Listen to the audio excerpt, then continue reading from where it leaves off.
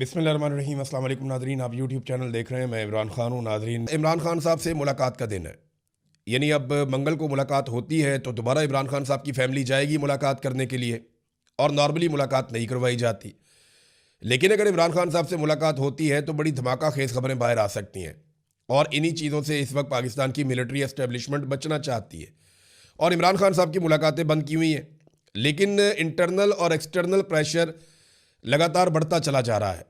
मैं जब internal pressure की बात कर रहा हूं तो ऐसा नहीं है कि पाकिस्तान की अपोजिशन या पाकिस्तान तहरीक इंसाफ बतौर पार्टी या लीडरशिप या पाकिस्तानी अवाम कोई प्रेशर डाल रहे हैं, ऐसा नहीं है। इंटरनल प्रेशर इमरान खान साहब का है, पाकिस्तान की मईशत का है, इमरान खान साहब की फैमिली का है। बस पाकिस्तान तहरीक इंसाफ और अपोजिशन के लोग जाकर सुप्रीम कोर्ट ऑफ पाकिस्तान के बाहर बैठे, उन्होंने जाके इमरान खान साहब के मुकदमात लगाने के मुतालबात किए, धरना दिया। वहाँ पे अलामती तौर पे देते हैं थोड़ी देर के लिए, वहाँ उन्होंने एहतजाज किया। और जो मुतालबात हैं वो तीन किस्म के हैं। नंबर एक तो उन्होंने कहा जी इमरान खान साहब के मुकदमात लगाए जाएँ। नंबर दो, इमरान खान साहब के जो अहल खाना है उनसे उनकी मुलाकात करवाई जाए। और नंबर तीन, जो ज़ाती मुआलिजीन हैं इमरान खान साहब के, अपने डॉक्टर्स हैं, उनकी मौजूदगी में इमरान खान साहब का मेडिकल चेकअप करवाया जाए। अब ये वो बड़े मुतालबात हैं जो इमरान खान साहब की पार्टी ने और जो एहतजाज करने वाले लोग हैं उन्होंने किए। अब हुकूमत इन मुतालबात को सीरियस लेती है या नहीं, क्योंकि ये बिल्कुल ही एहतजाज मम्मी डैडी किस्म का है, इस एहतजाज से कोई इतना फ़र्क नहीं पड़ता। और अवामी एहतजाज जो है वो पाकिस्तान तहरीक इंसाफ कर नहीं पाई। और जिस अवामी एहतजाज का ऐलान किया था वज़ीर आला खैबर पख्तूनख्वा ने कि वो कोई इमरान खान रिहाई अमन फोर्स बनाएंगे, उसके ऊपर बड़ा शदीद रद्द-ए-अमल आ गया। और कोई भी नहीं चाहता कि वो फोर्स बने। देखें, एस्टेब्लिशमेंट कभी नहीं बनने देगी। जितने एस्टेब्लिशमेंट के सहूलतकार हैं, जितने एस्टेब्लिशमेंट के लोग हैं, वो सारे एकदम मुतहरिक हो गए। चाहे वो इस तरफ खड़े हुए लकीर के, चाहे वो उस तरफ खड़े हुए लकीर के, जो जहाँ जहाँ खड़ा है सबको एक्टिवेट किया गया एकदम कि ये फोर्स नहीं बननी चाहिए, इस किस्म की कोई एक्टिविटी नहीं होनी चाहिए। अगर नौजवान इकट्ठे होकर सड़कों पर आ गए तो फिर सड़कों पर वाकई फैसला हो जाएगा, जैसा कि इमरान खान ने कहा था।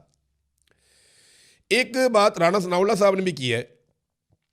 राणा सनाउल्लाह साहब ने कहा कि एक शख्स जिद पर खड़ा है और कोई बात मानने के लिए तैयार ना हो तो उसका क्या करें। ये जब बयान देते हैं ना राणा सनाउल्लाह साहब, इन्होंने आगे और भी बात की। इन्होंने कहा जनाब के जमहूरियत में मुज़ाकरात होते हैं, डेडलॉक नहीं होता, बात ठीक है। और एक शख्स जिद के ऊपर खड़ा है, कोई बात मानने के लिए तैयार नहीं है, तो फिर क्या करें। इस पर ना पाकिस्तान तहरीक इंसाफ के लोग सोशल मीडिया के ऊपर खुशियाँ मनाते हैं। वो कहते हैं देखें जी इमरान खान डट के खड़ा है, देखें जी। ये एक्चुअली बारीक वारदात समझ नहीं रहे। कल को राणा सनाउल्लाह साहब ये कहेंगे जनाब हम तो बार बार कहते रहे, हम बार बार बयानात देते रहे, हमारे बयानात रिकॉर्ड का हिस्सा है, हम कह रहे थे कि इमरान खान साहब मुज़ाकरात की तरफ नहीं आ रहे, इमरान खान साहब रास्ता निकालने नहीं दे रहे, और इसके बाद देखें यह नतीजा तो होना था। अब मैं आपको ये बताता हूँ कि ये अगर पाकिस्तान के अंदर कोई कू करवा देते हैं या पाकिस्तान के अंदर पूरे निज़ाम को लपेट देते हैं या कुछ अजीबोगरीब हरकत कर देते हैं, पाकिस्तान तहरीक इंसाफ के लोगों को भी साथ में ला के कौमी हुकूमत तश्कील दे देते हैं, इमरान खान साहब जेल में पड़े रहें, तो ये क्या कहेंगे? ये कहेंगे जी हम तो इमरान खान से बात करना चाहते थे। बारीक वारदात है, इसको आप समझें। इमरान खान एक पॉलिटिशियन है और उसने बार बार कहा कि मुज़ाकरात करो, बैठो और कोई हल निकालो। और हल है क्या? जो हल इमरान खान के पास है वो बड़ा एक कॉमन सेंस के मुताबिक है कि आप एक नया इलेक्शन करवा दें। उससे तो किसी को एतराज़ नहीं होना चाहिए ना। नया इलेक्शन होगा, पाकिस्तान के लोग फैसला कर लेंगे किसकी हुकूमत होनी चाहिए, उसको पाकिस्तानी लोग हुकूमत दे देंगे। अब ये इलेक्शन इंतहाई मुतनाज़ है। ये इलेक्शन इतना मुतनाज़ है कि MQM का एक स्टेटमेंट सामने आया।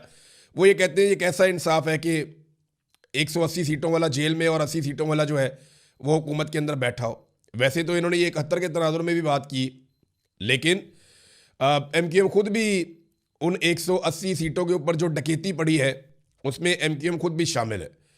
अब ये सारे ही मानते हैं, MQM भी मानती है, जमात इस्लामी भी मानती है, फजल रहमान भी मानते हैं, अब PMLN भी मानती है कि जनाब हमें ज़बरदस्ती ला के इक़्तिदार में बैठाया गया। पीपल्स पार्टी भी ये बात मानती है कि PTI की नशस्तें जो है वो छीनी गई। PTI खुद ये कहती है बार बार। हर पॉलिटिकल पार्टी, हर सहाफ़ी ये मानता है कि 2024 का जो इलेक्शन हुआ 8 फरवरी को, अब वो पाकिस्तान की तारीख़ में धांधली की एक सबसे बड़ी डकैती थी। एस्टेब्लिशमेंट ने बहुत दफ़ा डकैतियाँ मारी हैं पाकिस्तान में, लेकिन जो सबसे बड़ी इलेक्शन के ऊपर डकैती मारी गई वो यही मारी गई है 2024 के इलेक्शन में। तो इसमें राणा सनाउल्लाह साहब वगैरह ये बारीक वारदात डाल रहे हैं। इमरान खान साहब ने तो 26 नवंबर के कत्लेआम के बाद भी कहा था कि आओ बैठो मुज़ाकरात करते हैं, लेकिन हुकूमत के पास इख्तियारात ही नहीं थे। हुकूमत इमरान खान साहब की मुलाकातें बंद करवा बैठी और बार बार कहते थे हम पूछ के बताते हैं, फिर मुलाकात नहीं होती थी। तो मुज़ाकरात होते हैं इख्तियार वालों के साथ। इमरान खान ने बार बार कहा कि एस्टेब्लिशमेंट भी बात करना चाहती है तो मैं पाकिस्तान के लिए बात करने को तैयार हूँ, चीज़ों को नॉर्मलाइज करें, पाकिस्तान को एक नए इलेक्शन की तरफ लेकर जाएं। देखें पाकिस्तान फंस गया बहुत बुरी तरह। आसिम मुनीर साहब ने आर्मी चीफ बनने के बाद ये वादा किया था कौम से कि मईशत की बेहतरी 1 साल के अंदर आ जाएगी। उन्होंने काफ़ी कोशिशें की, बड़ी भाग दौड़ की, ये वाले मुल्क में चले गए, उधर जाके रहनुमाओं को मिल लिया, किसी और इदारे के सरबराहों को मिल लिया, सरबराह मुमलिकत मुख्तलिफ मुल्कों के, उनसे वो मिलते रहे। SIFC उन्होंने बना दिया, ताजरों और सनतकारों से भी मुलाकातें करते रहे, मुआशी मामलात में काफ़ी सरगर्मियाँ उन्होंने की। जो उनका काम नहीं था वो काम करते रहे, अपना वज़ीर ख़जाना भी लेकर आए, मादनियात के ऊपर किया जी, और जो क्रिटिकल मिनरल्स हैं उनके ऊपर उन्होंने काम किया। खुद ब्रीफ केस लेकर तोहफा लेकर चले गए अमेरिका में, क्रिप्टो के मैदान में उन्होंने काम किया, बहुत सारा। आसिम मुनीर साहब ने बड़ी भाग दौड़ की लेकिन कोई फ़ायदा नहीं हुआ। पाकिस्तान में टके की सरमायाकारी नहीं आई, बल्कि जो पाकिस्तान ने सूद देना है आलमी इदारों को बैनुल-अक़वामी सतह पे, उसकी रकम पाकिस्तान तहरीक इंसाफ के दौर में जो थी उससे दुगनी हो गई। यानी तहरीक इंसाफ के दौर में इमरान खान साहब जब वज़ीर आज़म थे तब जितना सूद पाकिस्तान को देना पड़ता था पिछले 70-75 साल के कर्ज़ों पे, उससे दुगना सूद पाकिस्तान को अब देना पड़ता है। फॉरेन रिजर्व पाकिस्तान के जितने हैं उनमें तकरीबन 75 से 80% हमारे दोस्त मुल्कों के पड़े हुए, अपना पैसा ही कोई नहीं है, और सरमायाकारी पाकिस्तान में सिफर है। एक बहुत बड़ा फेलियर है जो आसिम मुनीर साहब के खाते पड़ गया है। हालांकि जो उनका अपना करने वाला काम था वो भी वो नहीं कर पाए। बदअमनी पाकिस्तान में बहुत ज़्यादा बढ़ गई है, दहशतगर्दी की वाक़यात जो है वो दोबारा सर उठा रहे हैं, हर तरफ दहशतगर्दी हो रही है। अभी करक में एक बड़ा अफसोसनाक वाक़या हुआ दहशतगर्दी का। पहले FC की चेक पोस्ट के ऊपर अटैक किया गया, FC के जवान शहीद हो गए, उन्हें बाद में एम्बुलेंस में डाल के ले जाया जा रहा था, एम्बुलेंस के ऊपर अटैक कर दिया गया, और ये बड़ा अफसोसनाक है, बड़ा बुज़दिलाना हमला है। यानी एम्बुलेंस के ऊपर तो जंग के दौरान भी कभी 2 ममालिक में जंग हो रही हो तो एम्बुलेंस के ऊपर अटैक नहीं किया जाता, लेकिन ये बहुत ही गलत है, नामुनासिब है, लेकिन पाकिस्तान में हो रहा है। तो आसिम मुनीर साहब को एक बड़ा फेलियर है जिसका सामना है, और ये सारा कुछ उनके खाते में पड़ रहा है, क्योंकि जो पॉलिटिकल हुकूमत है वो बार बार ये कहती है कि जो कर रहे हैं आसिम मुनीर कर रहे हैं, वो कामयाबी बना के उनके गले में हाथ डालते हैं, बाद में पता चलता है ये तो नाकामियों का तौक है। तो सारा कुछ एस्टेब्लिशमेंट के खाते में जा रहा है और पूरी तरह जा रहा है। चाहे जहाज़ों की खरीदारी हो, चाहे कोई भी चीज़ हो, हर जगह पे इनके ऊपर तनकीद होती है। अब मैं हैरान हो रहा था कि मरियम नवाज़ के जहाज़ के ऊपर इतनी तनकीद हुई, इतनी तनकीद हुई, सोशल मीडिया ने भी उठाया इसको, जो है पाकिस्तान के रवायती मीडिया ने प्रोग्राम किए, लेकिन जैसे ही एक जहाज़ जाके आर्मी चीफ के साथ जुड़ा उसके ऊपर किसी ने प्रोग्राम नहीं किया, उसके ऊपर किसी ने बात नहीं की। क्यों?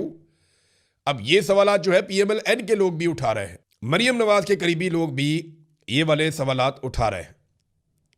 तो अब ये सोचना पड़ेगा पाकिस्तान की मिलिट्री एस्टेब्लिशमेंट को कि क्या वाकई इमरान खान साहब से बात करने का वक्त आ गया है, या अभी भी मजीद हठधर्मी के जरिए उन्होंने मुल्क चलाना है, क्योंकि मुल्क तो उनसे चल नहीं रहा। अब तक के लिए इतने, अपना ख्याल रखिएगा, अपने इस चैनल का भी। अल्लाह हाफ़िज़।